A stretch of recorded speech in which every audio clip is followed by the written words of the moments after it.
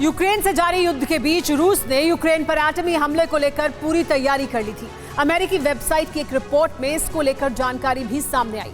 भीषण जंग के बीच अमेरिका एक बार फिर यूक्रेन के लिए बड़ी मदद का ऐलान करने वाला है।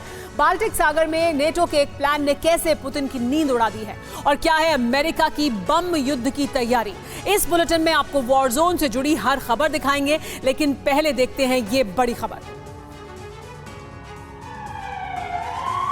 यूक्रेन में गहराया है राजनीतिक संकट। कीव के मेयर ने ज़ेलेंस्की के खिलाफ मोर्चा खोल दिया है। यूक्रेन के राष्ट्रपति और कीव के मेयर के बीच बड़ी बहस हुई। कीव में राजनीतिक डांस हो रहा है, ये कहा है कीव के मेयर ने। बिजली और पानी संकट के लिए मेयर जिम्मेदार, ये कहा ज़ेलेंस्की ने। ज़ेलेंस्की ने कहा था कि बिजली और पानी के लिए मेयर जिम्मेदार है, लेकिन मेयर ने अब सीधे ज़ेलेंस्की पर ही हमला बोल दिया है। Тепло, воду, світло. Тепло та водопостачання в столиці після останньої атаки агресора ми відновили повністю. Повертають енергетики і електрику. Дефіцит в системі є, але обіцяють найближчим часом повернутись до... ये अपनी जमीन पर नर्सरी बना के सिर्फ झाड़ बेचकर साल में 2 करोड़ कमाते हैं। उनके सीक्रेट्स को सीखना चाहते हैं तो फ्रीडम ऐप को अभी डाउनलोड करें।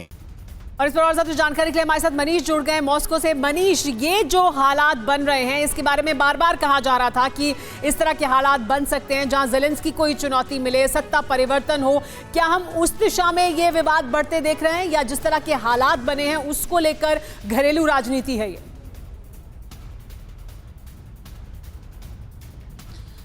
देखिए सुमेरा, सबसे पहले मैं बता दूं कि यूक्रेन की राजधानी कीव के मेयर विटाली क्लिचको मेयर बनने से पहले वो बॉक्सर थे, तो उस समय वो बॉक्सिंग रिंग में पंच मारते थे। अभी फिलहाल उन्होंने एक राजनीतिक पंच मारा है ज़ेलेंस्की को, और उसकी वजह यह है कि पहले ज़ेलेंस्की ने इसकी शुरुआत की। 23 नवंबर को रूस से मिसाइल हमले हुए और उसके बाद अगले ही दिन ज़ेलेंस्की ने कीव के मेयर पे कहा कि मेयर साहब कहाँ हैं? वो तो बड़ा कहते थे कि लोगों को कोई दिक्कत नहीं होगी, पानी बिजली की सारी व्यवस्था कर दी है, तो कहाँ है मेयर साहब?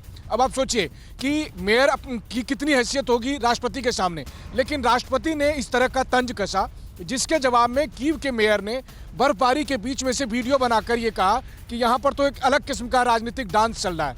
देखिए, आपने जो सवाल कहा बिल्कुल सही है, एक घरेलू राजनीति तो है ही, लेकिन इसके अलावा यूक्रेन में बहुत सारे ऐसे राजनेता मेयर समेत ये मानते हैं कि ये सारा कुछ जो भी हो रहा है यूक्रेन में, ये सिर्फ और सिर्फ ज़ेलेंस्की के इर्द गिर्द हो रहा है। इसमें ज़ेलेंस्की की अपनी इमेज को चमकाया जा रहा है और उसकी कीमत यूक्रेन के लोग अपनी जान, अपनी संपत्ति और तमाम चीज़ों से चुका रहे हैं। और इसी वजह से अब इस तरह के विरोध के स्वर उठने शुरू हो गए।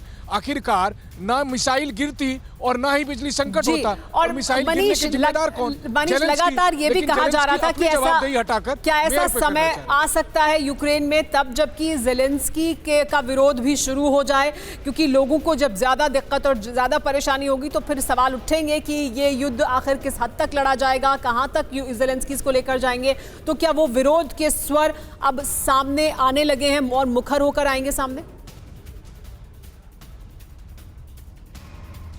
देखिए, लगता तो यही है, कम से कम कीव के मेयर के स्टेटमेंट से या कल वेटिकन में पोप फ्रांसिस के स्टेटमेंट से या उससे पहले जिस तरह से प्रेसिडेंट बाइडेन ज़ेलेंस्की से नाराज़ है, तो ऐसा लग रहा है कि अब ज़ेलेंस्की की सत्ता को खिसकने की भी तैयारी शुरू हो गई है। और इसी वजह से इस तरह के विरोध के स्वर मुखर हो रहे हैं। हालांकि रूस को उम्मीद है कि ये विरोध के स्वर और ज़्यादा तेज होंगे सर्दियों में।